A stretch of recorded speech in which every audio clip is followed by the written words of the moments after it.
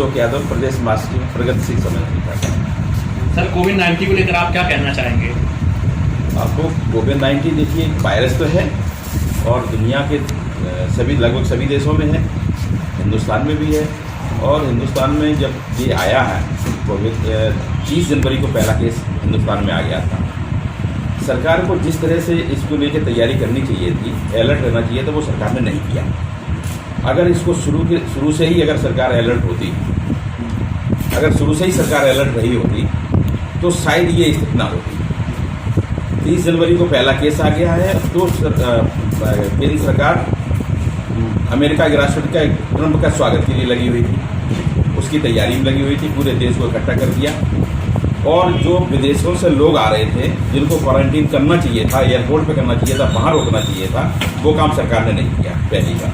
दूसरा ये कि जब ट्रंप यहाँ हिंदुस्तान में आए तो जहाँ जहाँ ट्रंप गए, दिल्ली गए, सबसे ज़्यादा पेशेंट दिल्ली में थे। उसके बाद अहमदाबाद गए, सबसे ज़्यादा अहमदाबाद में पेशेंट कोरोना के थे। उसके बाद आगरा गए, तो वहाँ से ये कोरोना फैला है। जो इस पर तरह तरह की राजनीति करी जा रही है, द्वेष भावना फैलाई जा रही है पूरे देश में, हिंदू मुस्लिम की जो बात की जा रही है, इस पर राजनीति नहीं करनी चाहिए। कोरोना वायरस है, ये सभी के लिए है, चाहे हिंदू हो, मुस्लिम हो, सिख हो, ईसाई हो। वायरस तो वायरस है, वो उसकी छोड़ता है कि जो सामने आ जाएगा उसकी लपेट में, उसके ऊपर गड़बड़ हो जाएगा। लेकिन हमारे जो मजदूर फंसे हुए हैं पूरे भारत में, उनको लेकर सरकार के प्रति क्या रवैया रहा है उस संबंध में? इसके लिए तो सरकार की जितनी निंदा की जाए वो कम है। ये तो इस तरह से काम हो गया जैसे नोटबंदी कर दी, रात को 8-12 बजे से नोट बंद कर दिया, जीएसटी लागू कर दिया, इसी तरह से लॉकडाउन कर दिया। अरे देश के लाखों मजदूर, कोई महाराष्ट्र में था, कोई उड़ीसा में था, कोई दिल्ली में था, कोई मतलब पूरे देश में जगह जगह मजदूर थे, वो मजदूरी कर रहे थे। और हिंदुस्तान में लगभग 30 से 40% आबादी ऐसी है जो डेली कमाती और खाती है। तो जब लॉकडाउन लागू किया गया तो उससे पहले कम से कम 1-2 दिन का अल्टीमेटम देना चाहिए था, और जो मजदूर बाहर थे वो कम से कम अपने यथा स्थान तक, घर तक पहुँच जाते, अपने गृह जनपद पहुँच जाते। अगर गृह जनपद नहीं पहुँचे थे और लॉकडाउन शुरू हो गया था तो केंद्र सरकार की ये जिम्मेदारी थी कि पूरे देश की सभी प्रदेश की सरकारों को निर्देशित करना चाहिए था कि जो मजदूर जहाँ पर है वहाँ की सरकार उनकी व्यवस्था करे। अगर सरकार ने व्यवस्था की होती और उनको खाने की व्यवस्था कर दी गई होती, वो खाना मिल रहा होता, तो मजदूर पलायन करने के लिए मजबूर नहीं होता। आप फिर जब पलायन करने की जब मजदूर चलने लगा तो उनके लिए जो आज ट्रेन की और बसों की व्यवस्था की जा रही है, अगर ये व्यवस्था उसी समय कर दी गई होती तो इस तरह की जो घटना होगी कि 14-14, 16-16 मजदूर ट्रेन की आगे कट गए, खत्म हो गए, वो बेचारे सैकड़ों किलोमीटर पैदल चल के अपने घर के लिए जा रहे थे, थके हुए थे, चल नहीं पा रहे थे। तो वो ट्रेनें बंद थी तो उनको तो ये पता था कि ट्रेनें बंद, ट्रेन चल नहीं रही है, और वो रेलवे लाइन के किनारे सो गए। ट्रेन आई, 14.5 लोग कट गए। तो ये तमाम घटना ये तो एक जो है जो सामने आपके आ रही है। तमाम मजदूर ऐसे हैं जो दिन रात पैदल चल रहे, 1200 किलोमीटर पैदल चल के, और उसके साथ उनके साथ घटना हो जाती कि थक के जब किसी तरह से अपने घर पहुंच भी गए हैं। आज ही अखबार में आया है कि 1200 किलोमीटर चल के अपने घर मजदूर पहुंचा और दूसरे दिन उसकी मृत्यु हो गई। इस तरह की तमाम घटनाएं, तो इसमें सरकार ने मजदूरों के प्रति बहुत ही संवेदनहीनता का काम किया है। मजदूरों के प्लस बिल्कुल सरकार जागरूक नहीं है, सरकार तो केवल अमीरों को देख रही है। सर, एक बहुत बड़ा प्रश्न और उठ रहा है। एक तरफ हमारा भारत कोरोना जैसी महामारी से लड़ रहा है, दूसरी तरफ स्कूल भी उससे पीछे नहीं हट रहे हैं। वहाँ के जो प्रिंसिपल प्रबंधक हैं वो इसको एक उद्योग बना लिए हैं, वो गार्जियन को परेशान कर रहे हैं कि फीस के लिए लगातार, जबकि सरकार ने इस पर छूट दी है कि नहीं, अभी 2-3 महीने नहीं कुछ बोला जाएगा। नहीं, यही तो विडम्बना है।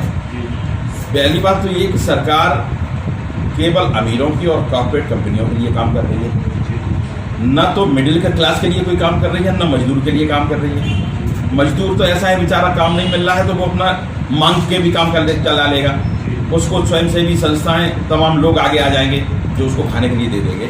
लेकिन सरकार ने अभी तक मिडिल क्लास के लिए, मध्यम वर्ग जो है, उसके लिए कोई काम नहीं किया। जैसे शिक्षा को लेकर तमाम जो बच्चे पब्लिक स्कूल में पढ़ रहे हैं, आपको मालूम पब्लिक स्कूलों की कितनी फीस है। आपने व्यापार बंद करा दिया, लॉकडाउन लगा दिया, आप काम कर नहीं सकते, दुकान व्यापार कर नहीं सकते, जो गवर्नमेंट एम्प्लॉई हैं उनका भी आप वेतन काट रहे हैं। तो ऐसी स्थिति में सरकार को स्पष्ट आदेश करना चाहिए था कि जो बच्चे जब तक लॉकडाउन लगा है और इस पीरियड की जो फीस है वो फीस मुक्त कर दी जाए, फीस नहीं लेनी चाहिए। ये सरकार को आदेश करना चाहिए था, जो नहीं किया। स्कूल वाले विभागों को परेशान कर रहे हैं, धमकी दे रहे हैं कि आप फीस जमा करिए नहीं तो आपका नाम काट देंगे। ऑनलाइन कई एग्जाम की बात कर रहे हैं, कहीं कुछ की बात कर रहे हैं। इसके सरकार को बहुत सख्त निर्णय लेना चाहिए और इसको माफ कराना चाहिए।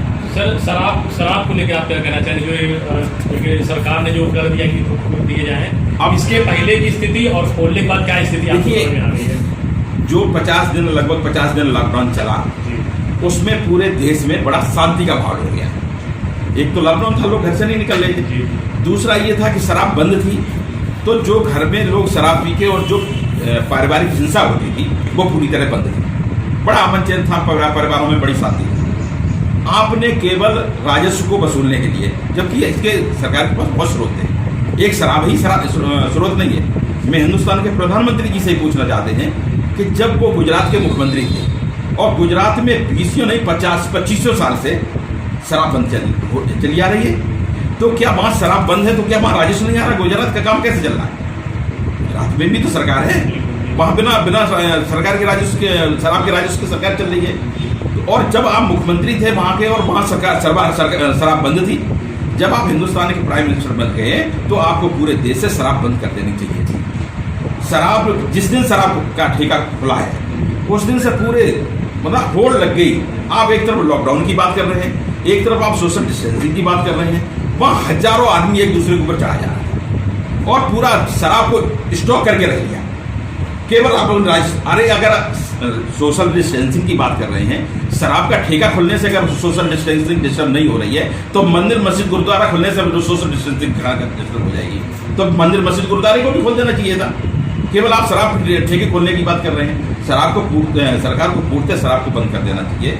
जिस दिन से शराब ठेके खुले हैं उस दिन से पारिवारिक हिंसा, दुश्मनियाँ, आपस में मारपीट शुरू हो गई है, जबकि जब तक शराब बंद थी तब तक ऐसा कुछ नहीं था, अमन चैन शांति थी। और बहुत आए इसमें लोग, और जो हमारे देश की आधी आबादी है, महिलाएं, वो तो पूरी तरह से चाहती है शराब बंद कर दिया जाए, क्योंकि उस हिंसा को उन्हीं को झेलना पड़ता है।